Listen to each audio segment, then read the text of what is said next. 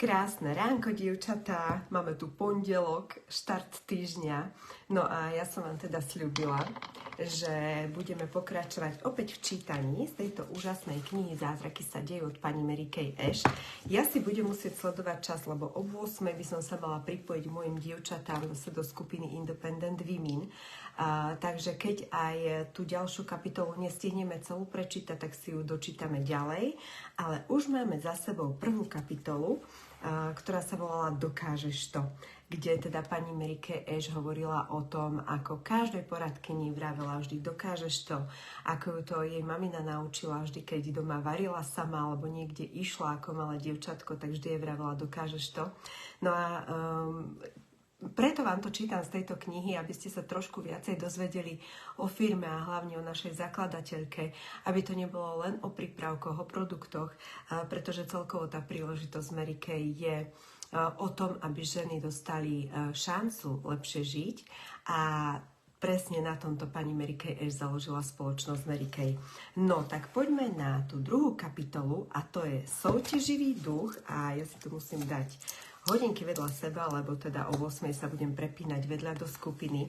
Tak koľko stihneme, toľko si prečítame. Už vidím, že sa postupne pripájate a budem to teda čítať asi v tej češtine, lebo minule, kým som to preložila do slovenčiny, tak to dlho trvalo. Tak sa vopred ospravedlňujem za češtinu, ktorá tu bude, ale verím tomu, že ma budete rozumieť. Takže poďme na to. Souťaživý duch. Konkurence môže byť veľmi silnou motivácií. Ja som však prišla na to, že sa stane nejpůsobivejší, pokud soutěžíte sama se sebou a učíte se ze svých chyb.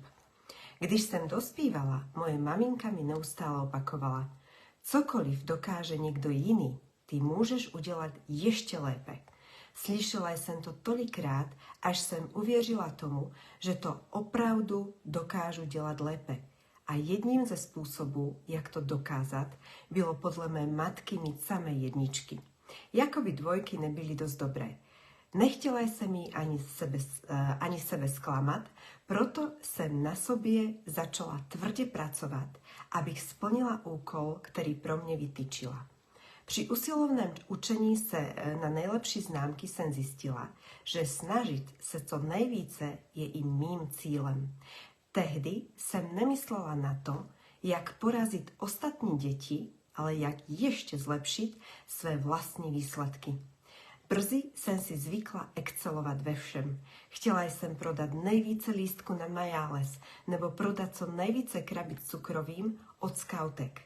Nejdůležitější však bylo, že jsem chtěla prodat více lístků i krabiček, než jsem já sama prodala předešlý rok. Při postupu v kariére mi tento soutěživý duch, ve kterém mě matka podporovala, pomáhal překonat těžké chvíle. S každým novým úkolem jsem se soustředila na to, abych překonala sama sebe. Každou sobotu jsem počítala svoje týdenní prodeje a vždy jsem se snažila o to, aby byly každý týden o něco vyšší. Pokud jsem uspěla, nebylo to proto, že bych měla větší talent než ostatní prodejkyně. Bylo to díky ochotě obětovat se. Byla jsem připravena pracovat tvrdě a platit za svůj úspěch vysokou cenu. Samozřejmě, že se mi vždy nepodařilo cíle dosáhnout, ale naštěstí mě moje matka naučila i prohrávat. Naučila mě dívat se do budoucnosti. Myslím si, že je veľmi důležité, aby si mladí lidé uvědomovali, že nemohou vždy vyhrát. Je to prostě nemožné být stále nejlepší.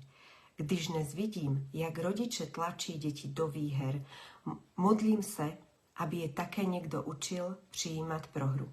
Kdokoliv soutěží, musí čelit i porážkám a naučit se, jak pokračovat dál. Jedno z mých oblíbených úsloví zní, a tu možno by som aj povedala, že ja som si vždy zakladala na tom, že keď tu vraví o deťoch, pani Mary Kay Ash, keď sme aj doma hrali nejakú hru s deťmi, tak viem, že niektorí rodičia sa snažia proste tak, že aby to dieťa vyhralo, že hráte človeče, nezlob sa, alebo niečo také, ale aby to dieťa vyhralo. Tak u nás to nikdy tak nebolo a ani nebude pri vnúčatách. Proste tie deti sa musia naučiť, že tá výhra je zaslúžená lebo si ju potom nebudú vážiť. A keď prehrám, tak proste je to súčasť života. Je to úplne v poriadku, je to normálne a poučím sa zo svojich chýb. Tak to len taká vsúka. Jedno z mých oblíbených úsloví zní: udelali sme chybu na ceste k úspiechu. Je to pravda. Učíme sa ze svých chyb. Všichni sme mnohokrát slyšeli, že ten, kto nic nedelá, nic neskazí. Zistila jsem, že úspěšní lidé nemají strach něco zkusit, protože se nebojí neúspěchu. Mnohokrát jsem lidem ve své společnosti říkala, kdybyste si někdy chtěli porovnávat kolena, zjistili byste, že z vás budu mít nejvíce jízev. Je to proto, že jsem v životě musela tolikrát spadnout a zase vstát. Na začátku podnikání společnosti Mary Kay se nám úplně nedařilo. Společnost, kterou vidíte dnes, vznikala navzdory všem zklamáním a porážkám. Já jsem však měla představu o společnosti, ve které by každá žena mohla soutěžit sama ze sebou a stát se tak úspěšnou, jak by si přála. Od počátku byly dveře v naší společnosti otevřeny každé ženě, která věřila, že tvrdá práce a odhodlání mohou překonat překážky. Každé ženě, která měla odvahu snít a která za to byla ochotná zaplatit. Věřím, že můžete mít cokoliv na světě, ale nemůžete to mít zadarmo. Když jsem byla malá, uvědomovala jsem si, že když chci něco dosáhnout nebo dostat, musím se něčeho vzdát. Když jsem studovala, znamenalo to vzdát se 1 nebo 2 hodin spánku, abych se mohla dobře připravit. Když jsem začínala s prodejem, znamenalo to vzdát se několika hodin spánku, abych mohla zastat práci doma, postarat se o děti. Pro pracující matku s dětmi to také znamenalo vzdát se společenského života. 8 hodin nestačilo na práci, domácnost a péči o děti, natož, abych měla čas na něco jiného. Nikdy jsem však nelitovala těchto obětí. Chtěla jsem, aby se naše rodina měla dobře. Chtěla jsem, abychom si koupili lepší dům a přestěhovali se do lepší čtvrti. Věděla jsem, že každý cíl musím zaplatit. Můj soutěživý duch mě vždy podporoval v pocitu, že to za to stojí. Soutěžení a úsilí být nejlepší může být někdy i zábavné. Když jsem byla malá, měla jsem ohromnou radost, když jsem domů přinesla na konci roku samé jedničky, jak si přála maminka. Na střední škole mě bavilo soutěžit v psaní na stroji, improvizovaném řečnění a debatování. Psaní na stroji bylo první výzvou. Moje učitelka paní Davisová mě vzala pod ochranná křídla. S její podporou jsem byla odhodlána stát se nejlepší písařkou. Mým největším přáním v té době bylo mít vlastní psací stroj, ale věděla jsem, že je moc drahý. Proto mi ani nepřišlo na mysl, že bych o něj požádala rodiče. Pak mi maminka jako zázrakem darovala psací stroj Woodstock. Dodnes nemohu pochopit, jak na něj mohla ušetřit a jak dlouho ho musela splácet. Ale to byl její styl, prostě to nějak zvládla. Vždy mě ve všem povzbudzovala a uvědomovala si, že pokud budu mít vlastní psací stroj, budu moci zlepšit své schopnosti psaní. Snad ani nemusím zdůrazňovat, že ten starý Woodstock pro mě byl tou nejcennější věcí. S vědomím toho, co pro něj musela matka obětovat, jsem byla ještě více odhodlaná stát se nejlepší písařkou. Nemohu vám popsat svůj pocit uspokojení, když jsem po nějakém čase přišla domů s medailí nejlepší písařky třídy. Další metodou mládí bylo improvizované řečnění. Stejně jako u psaní jsem měla skvělou učitelku, která mě podporovala a vedla mě. Ještě před ukončením školy jsem se zúčastnila celostátního kola a skončila jsem druhá. Nedovedete si představit, jaký to byl pocit být druhou nejlepší řečnicí v celém Texasu. Pak jsem se dala na formální debatování. V tomto oboru jsem také získala pár ocenění. Tyto úspěchy v mládí mi dodali sebevědomí praktikovat a zlepšovat své řečnické dovednosti. Ještě teď pilně pracuji na každém projevu, který mám pronést. Proto je pro mě každá příležitost mluvit před několika tisíci žen na konferencích společnosti Mary Kay veľkou výzvou a naplňuje mě stejným napětím, jako kdysi při řečnických soutěžích. Vlastně ještě větším. Povzbudzování mé matky a učitelů pro mě bylo velmi důležité, ale když se dívám zpět na své dětství, zjišťuji, že asi největší vplyv na moji soutěživou povahu mělo přátelství s Dorothy Zapovou. Toto zvláštní přátelství mě tentokrát naplňovalo štěstím, ale dnes mi dochází, že fakt, že jsem byla kamarádkou Dorothy, mě ukázal nový svět plný vzrušení. Podvědome se musela poznat, že bych se do takového světa mohla také dostat, ale jenom v případě, že budu ochotná za to zaplatit. Rodina Dorothy na tom byla finančně mnohem lépe než naše. Přestože bydlela jenom za rohem, jejich dům byl nejkrásnější z celé čtvrti. Dorothy nosila do školy kadeře a naškrobenou zástěru. Každé ráno jí maminka kadeřila její dlouhé zlaté vlasy, dokud nevypadaly jako z obálky módního časopisu. A každé ráno se u jejich chodu objevila čistá, ale obyčejná Mary Kathleen, která každé ráno šla do školy z Dorothy, jakoby vystřižené z obrázku. Dodnes viním tato rána u Dorothy za to, že jsem byla baculatá. Dorothy byla drobné, slabé dítě, které nechtělo snídat. Její maminka jí každé ráno nutila toast s jahodovým džemem a sklenici mléka s ledem. Když se však nedívala, podsunula je Dorothy mě. Já jsem přece nemohla takové dobré jídlo vyhodit. Nakonec byla Dorotina snídaně lepší než moje, miska cereálií, které jsem si připravovala. Dorothy a já jsme společně sdíleli radosti a starosti dospívajících dívek. Protože jsem měla samé jedničky, považovala mě paní Zapová za dobrou kamarádku pro Dorothy a vždy mě v jejich domě ráda viděla. Pro mě bylo skvělé být Dorotinou kamarádkou. Znamenalo to, že mohu každé ráno jíst její vynikající snídaní, jezdit s nimi na rodinné prázdniny k babičce a účastnit se jejich sladkých vánočních oslav. Jedny z mých nejmilejších vzpomínek na dětství byly vánoční stromečky u Capů. Každý stromeček sahal až po jejich vysoký strop a zdálo se, jako by vyplňoval celou místnost. Tenkrát nikdo neměl ozdoby z obchodu, proto byly stromečky u Capů ozdobeny popcornem, brusinkami, jablky a pomeranči. Každý rok se mi zdálo, že mají ten nejkrásnější stromeček na světě. Přestože jsem si v té době neuvědomovala, že přátelství s Dorothy mě činilo soutěživou, uvědomovala jsem si, že já jsem byla někdo, ke komu zlížela, a to byl i jeden z důvodů, proč jsem měla samé jedničky. Když Dorothy dostala jedničku, já jsem musela dostat jedničku s hvězdičkou. Toto soutěžení se týkalo i jiných oblastí. Například, když Dorothy prodala 12 lístků na Majales, já jsem jich musela prodat také 12.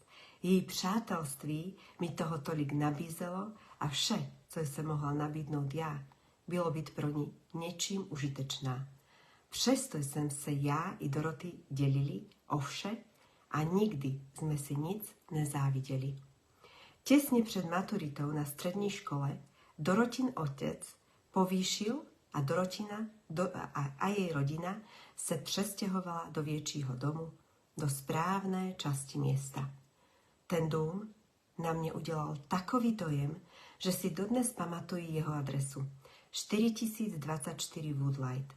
Poté, co se odstěhovali, jsme se už nevydali tak často, ale v dospělosti jsme opět obnovili staré pouto.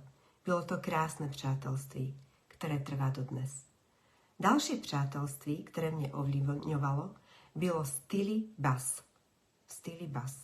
Stejně jako Dorothy, pocházela i Tilly z lepší rodiny, než byla ta moje. Její otec byl náčelníkem vyšetřovatelů u policie v Houstonu a já jsem ho považovala za někoho opravdu důležitého.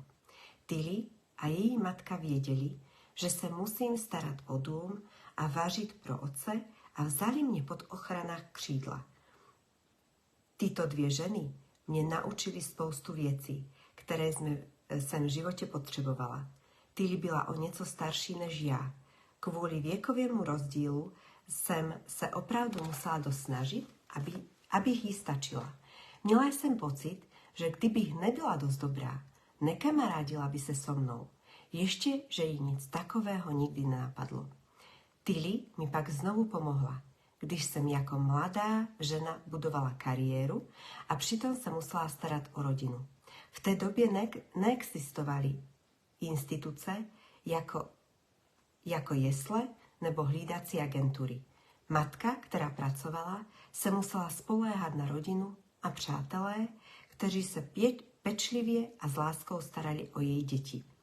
Tilly bydlela přes ulici a když jsem pořádala prodejní prezentace, starala se o mé děti. Naše přátelství se za ta léta upevnilo. Říkala jsem, že Tilly se stala manželkou, kterou jsem potřebovala, když jsem stoupala v kariéře. Je to vtip, který jsem nikdy nemusela vysvětlovat svým kolegyním. Když jsem dokončila školu, byla soutěživost mou nedílný součástí. Stále jsem měla samé jedničky a chtěla jsem být tou, která bude pronášet projev na rozloučenou ze školou. Nakonec jsem se rozhodla skončit školu ve 3. ročníku a nepokračovat do 4., což mi toto přání naprosto znemožnilo. Poprvé jsem se setkala se závistí, když jsem sledovala, jak Dorothy začíná studovat na institutu Rise. Moje rodina si jednoduše nemohla dovolit poslat mě na vysokou školu a v té době stipendia téměř nepřipadala v úvahu. Co jsem měla dělat, abych mohla soutěžit se svými přáteli, kteří si mohli prohlubovat své vzdělání? Bylo mi jasné, že to bude muset být něco velkolepého. A co se 17leté dívce zdálo v té době tak ohromné? Uhodli jste, vdala jsem se. Byl hudebníkem ve skupině Hawaiian Strummers a s velkou rozhlasovou hvězdou Houstonu. Považovala jsem ho za opravdového frajera. Byl to Elvis Presley své doby. Možná jsem nemohla jít na vysokou, ale na něj jsem byla opravdu hrdá. Bylo to poprvé, kdy jsem si díky své soutěživosti zadělala na problém, protože jsem se pustila do něčeho, čeho jsem později litovala. Začali jsme budovat společnou rodinu, ale už v době, kdy jsme se přestěhovali do Dallasu, se naše manželství nevyvíjelo dobrým směrem. A když odešel do 2. světové války, zůstala jsem jedinou duchovní i finanční oporou našich 3 dětí. To nejhorší mě však ještě čekalo. Když se můj manžel vrátil z války, oznámil mi, že se chce rozvést. Tenkrát jsem byla úplně na dně. Věděla jsem, jak dobrá žena a matka jsem byla, ale tenkrát jsem měla pocit, že jsem úplně ve všem zklamala. Nikdy předtím mě nic tolik nezasáhlo. Neměla jsem však čas nečinně sedět a litovat se. Měla jsem 3 děti. Abych je uživila, potřebovala jsem dobře placenou práci s pružnou pracovní dobou. Pružná pracovní doba byla nutností, protože jsem chtěla být s dětmi, když mě budou potřebovat. Přímý prodej byl tedy přirozenou volbou, proto jsem se stala prodejkyní výrobku společnosti Stanley Home Products. Prodávání mě bavilo, ale nic mě nevzrušovalo víc než firemní soutěže. Opět se ozval soutěživý duch. Zvláště si pamatuji soutěž, která mě opravdu nažhavila. Společnost Stanley Home Products oznámila, že ten, kdo přijme nejvíc nových prodejců během 1 týdne, se stane Miss Dallas. Byla jsem rozhodnutá vyhrát. Prodeje se většinou uskutečňovaly při prezentačných večírcích. Až 25 lidí bylo pozváno do domu hostitelky, kde jim prodejci prodávali výrobky společnosti Stanley Home Products a předváděli. Abych mohla zaplatit všechny složenky, musela jsem denně absolvovat alespoň 3 večírky. Bylo mi jasné, že nemohu organizovat večírky a přitom ještě vyhrát soutěž. Proto jsem si zařídila, aby mě zastoupili jiní prodejci na naplánovaných večírcích a mne zůstal čas věnovat se pouze náboru nových lidí. Ľudská Angelika, ahojte. Usoudila jsem, že ohromným zdrojem nových lidí je můj diář, protože jsem organizovala tolik večírků. Byl můj diář preplnený jmény mých bývalých hostitelek. Sedla jsem si a začala pracovat. Zatelefonovala jsem každé hostitelce, kterou jsem měla v diáři. Některá z nich by možná už předtím říkala, že nemá zájem o to stát se prodejkyní, ale okolnosti se vždy mohly změnit. Proto jsem zavolala každé. Oslovila jsem je následovně. Ahoj Betty. Moje společnost plánuje nabrat nové lidi v tvojej oblasti. A když jsem se sama sebe zeptala, kto by byl v té pozici skvělý, vzpomněla jsem si na tebe. Přemýšlela si o tom, že by šla do práce? Když odpověděla váhavě, víš, Mary Kay, já si ještě nejsem jistá. Odpověděla jsem, odpoledne zrovna jedu směrem, kde bydlíš a moc ráda bych se u tebe na chvilku zastavila a přivezla ti nějakou literaturu. Bude se ti to hodit ve 2 hodiny? Celý týden jsem dopoledne obvolávala bývalé hostitelky a domlouvala si s nimi schůzky. Odpoledne jsem se věnovala náboru. Chtěla jsem tu soutěž vyhrát a se 17 novými lidmi se mi to podařilo. Byla jsem ochotná vzdát se prodejních večírků, ale nakonec se ukázalo, že jsem si vydělala téměř stejně jako obvykle. Mnoha žen, kterým jsem zavolala, odmítlo, ale nakonec řekli, jsem ráda, že si zavolala. Potřebovala bych totiž 3 bodky. Nebo moje švagrová by chtěla uspořádat večířek, 3 bodky. Dnes už sice nemá takové jméno, ale přesto si stále schovávám šerpu Miss Dallas. Uznání pro mě bylo stejně důležité jako peníze. Bylo mi jasné, že jsem nebyla jediná cílevědomá žena a na to jsem při zakládání své společnosti snů myslela. Věřila jsem, že pokud tyto ženy nepracovali pro peníze, pracovali pro získání uznání. Protože jsem toužila po společnosti, která by nejlépe využila principu soutěže. Pečlivě jsem se vyhýbala soutěžím, kde mohly vyhrát 1, 2 nebo 3 osoby. Jsem presvědčená, že soutěž je nejúčinnější, pokud člověk soutěží sám se sebou. Proto může být ve společnosti Mary Kay vítězem každý. Dievčatá, sledujem si čas, ja si to poznačím a teda na budúce budeme pokračovať, lebo táto kapitola má ešte 2 strany a to by som už nestihla dočítať. Takže to si dočítame na budúce, alebo teoreticky stíham to, tak o 5 minút neskôr budem vysielať do mojej skupiny. Poďme ďalej, nech to dokončíme, túto kapitolu.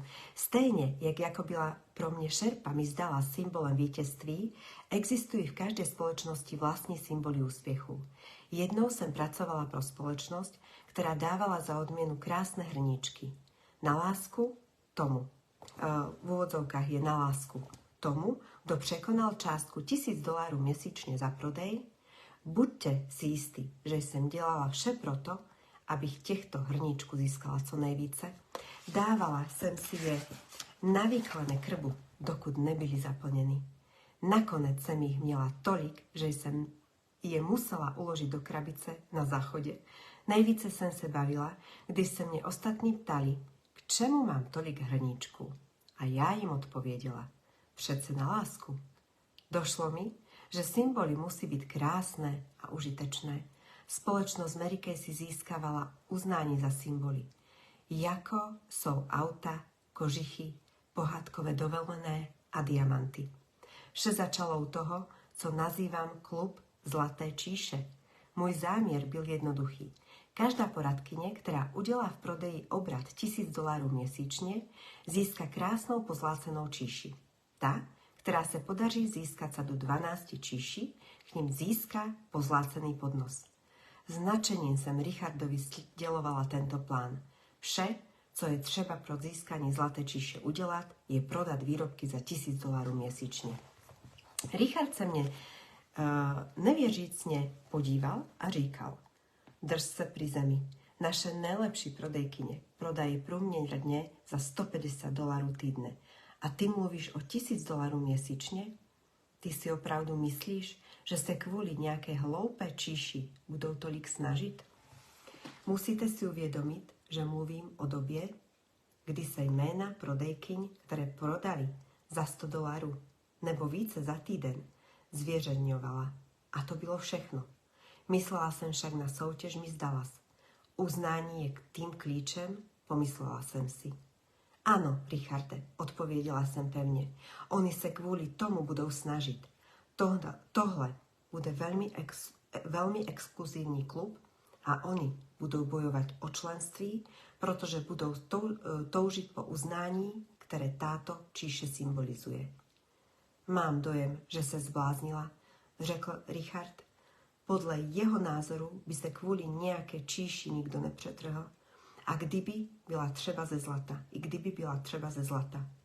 Ale mnoha žen to udělalo. Soutěžili se svými rekordy, Maťka, krásný deň, aby získali tyto číše.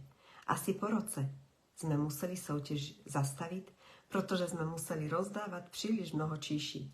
Za pár let jsme začali dostávat dotazy, zda společnost neuvažuje o odkupu těchto číší, protože prodejkyně nevěděli, co si s tolika zlatými číšemi počít. Z tohoto průkopnického programu vznikl žebříček úspěchu, který je také založen na principu, že člověk soutěží nejlépe tehdy, když soutěží sám se sebou. Symbolem úspěchu je zlatý šmendlík, na kterém každá hvězdička představuje jinou úroveň. Poradkyně a sales directors ji z hrdosti nosí. A každá ví, že tá, ktorá nosí žebříček pokrytý diamanty, je jedna z najlepších. Je to ešte, ako kdyby ste nosili vysviečení se samými jedničkami na klopie. A dievčatá, ja tu mám za sebou aj toto sako. Čiže toto stále. Firma funguje 60 rokov. A vidíte to? Stále je tu ten hviezdny rebríček. A tu máte počet hviezdičiek, ktoré ste získali. Každý kvartál môžete získať jednu. Čiže 24 kvartálov, odkedy som v Mary Kay, som vždy získala ten rebríček. Takže len, aby ste vedeli, ako to vyzerá. Poďme ďalej.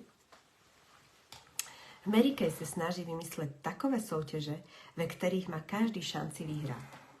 Byla jsem svědkem tolika soutěží, ve kterých byly uděleny ceny pouze za první, druhá a třetí místa. Všichni ostatní prohráli. Jednou jsem pracovala u společnosti, která používala tyto metody pro motivaci lidí. Měla jsem na starosti školení, prodejních sil a musela jsem cestovat do mnoha měst.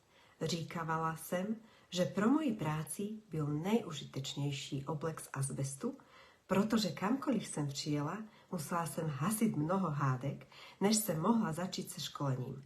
Lidi, ktorí si jdou po krku, nemůžete ani učit, ani motivovat.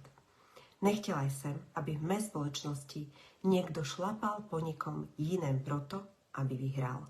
Takový druh soutěže je jenom destruktivní. Andrew Carnegie jednou řekl: ten první dostane ústřici, ten druhý skořápku.